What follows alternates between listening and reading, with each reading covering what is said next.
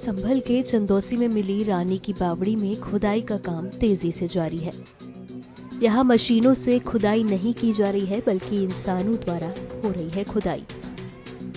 इसकी वजह है कि खुदाई में किसी भी दीवार को कोई हानि न पहुंचे। इस बीच नगर पालिका के अधिकारी ने क्या कुछ कहा, सुनिए।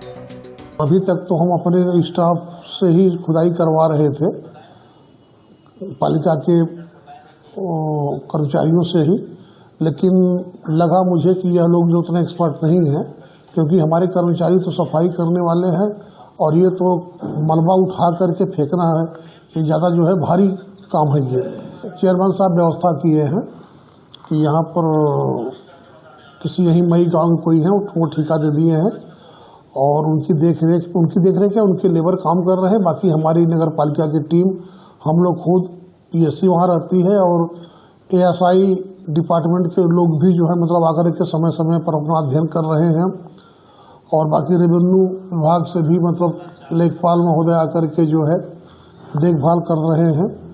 तो इस तरीके से हम लोग का ये आज सिलसिला 10वां दिन तक चला और अभी भी जारी रहेगा। थोड़ा सा टाइम इसलिए लग रहा है कि ऊपर तो हम मिट्टी उठा लिए, अब नीचे जो है पक्का स्ट्रक्चर है, उन्हें अगर हम मशीन, ट्रैक्टर जैसे भी कुछ भी लगाते हैं तो वो डैमेज, क्षतिग्रस्त हो सकते हैं।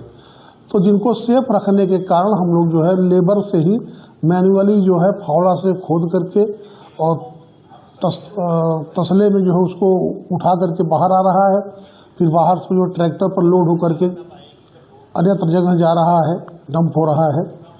तो इस तरीके से टाइम टेकर है। और अभी आज जैसा कि खुदाई में आज दूसरा तल का भी पता चला और यहाँ के लोग बाग बता रहे हैं कि इसमें तीसरा तल भी है। तो वो तो जैसे जैसे खुदाई करते आगे बढ़ते जाएंगे वैसे वैसे पता चलता जाएगा।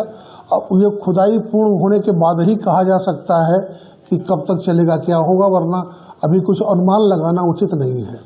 बताते हैं कुएं के पास में जो गेट एक दूसरे तल पर निकला है, उसके नीचे एक और दिखाई दे रहा है, वो क्या चीज़ दिखाई दे रही है? जैसे गेट तीसरे तल का है। अब वो, हाँ, अब वो स्ट्रक्चर होगा, स्ट्रक्चर है वो, और वो तो अब पूरी खुदाई होने के बाद ऑटोमेटिक पता चल जाएगा। वैसे भी हमारे एएसआई के लोग जो हैं लगातार वो लोग भी लगे हुए हैं और बिल्कुल जो है काम तेज़ी से हो रहा है, जिस तरह होना चाहिए उस तरीके से काम कल से थोड़ा तेज हुआ है, लेकिन इसलिए नहीं पता चल रहा है कि कार्य मैनुअली हो रहा है। वही अगर जेसीबी से खोदनी होती तो अब तक तो उतने जगह को हम पूरा तालाब बना दिए होते अब तक, लेकिन फावड़ा तसली से कितना हम आगे बढ़ सकते हैं।